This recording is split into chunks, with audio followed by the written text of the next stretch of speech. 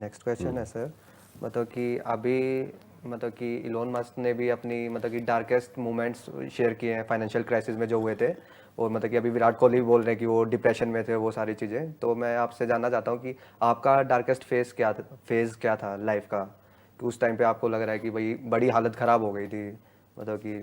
कई फेजेस आए थे लाइफ में when I was trying to figure out who I am and all that. ये जो पूरी की पूरी मेरी जर्नी थी ये कंपनी खुद के को फाउंडिंग समझने की, करने के नहीं नहीं नहीं बाद नहीं या। नहीं, वो सब नहीं, वो सब तो छोटी मोटी चीज़ें हैं, मतलब वो इतनी बड़ी चीज़ नहीं है, क्योंकि जिसको हम बड़ा समझते हैं वो एक्चुअली में बहुत छोटा है।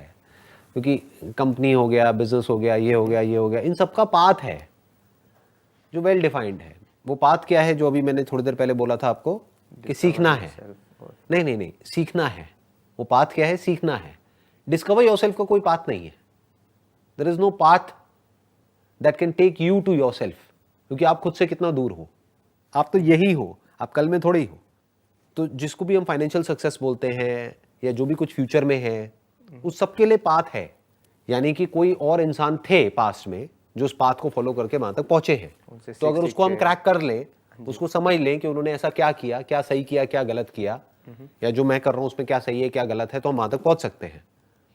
बट डिस्कवर योरसेल्फ में कोई पाथ नहीं है। जी। जब हम सारे पाथ छोड़ देते हैं और लाइफ को एज इट इज देखना शुरू कर देते हैं, फिर वहां से हमको कुछ नजर आता है।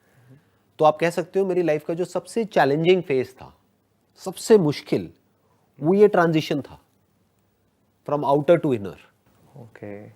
कि एक बाहर की दुनिया से जब अंदर की दुनिया में मुझे कुछ एक्सपीरियंसेस हुए, कुछ ऐसे हुए जो वहाँ से क्यूरोसिटी पैदा हुई, वहाँ से फिर एक बर्निंग डिज़ायर अंदर से पैदा हुआ कि आई वांट टू नो कि एग्जैक्टली मेरे साथ क्या हुआ है, क्यों हुआ है, किस लेवल पे हुआ है। तो वो सर्च शुरू हुई, वहाँ से एक लॉन्गिंग शुरू हुई, फिर वहाँ से आगे बढ़ते बढ़ते बढ़ते बढ़ते, तो that was the most difficult phase of my life. मतलब कि आप। क्योंकि जब तक बारीकी से चीज़ें समझ नहीं आती हैं तब तक कॉन्फ्लिक्ट्स बढ़ते हैं अंदर ही अंदर, पर वो कि इंटरनल सही था क्या वो। है, सच क्या है। सच को जानने की जो चाह थी बहुत अजीब थी, क्योंकि एक बुक कुछ कहती है, दूसरी बुक कुछ और कहती है, जी। एक आदमी कुछ कहता है, दूसरा कुछ और कहता है। तो कैसे सच तक पहुंचा जाए? तो आपने क्या किया, साइड कर दिया सब कुछ और मतलब। ये भी नहीं कह सकते कि सब कुछ साइड कर दिया, ये भी नहीं कह सकते कि मैंने कुछ फॉलो किया। सब कुछ पढ़ा, सब कुछ सुना, सब कुछ देखा, उसके बाद में साइलेंस में रहा काफ़ी काफ़ी दिनों तक, फिर उसको ऑब्जर्व किया, स्पिरिचुअलिटी का एक्चुअल में मतलब समझा, not just theoretically but actually. तो वो आप कह सकते हो that was like quite a interesting phase of my life. वो सबसे ज़्यादा चैलेंजिंग भी था और सबसे ज़्यादा इंटरेस्टिंग भी था, क्योंकि जब हम कुछ मान रहे होते हैं कहीं से पढ़ करके, जिस बुक को हम अथॉरिटी मानते हैं, थोड़ा सा फिर जब उस पर डिल्यूजनल क्वेश्चन फील मार्क होते हो लगाने की लाइफ बारी में। आती है जी। तो सब कुछ हिल जाता है, आपके सारे फंडे हिल जाते हैं, जो आपका सपोर्ट सिस्टम होता है वो पूरा का पूरा हिल जाता है।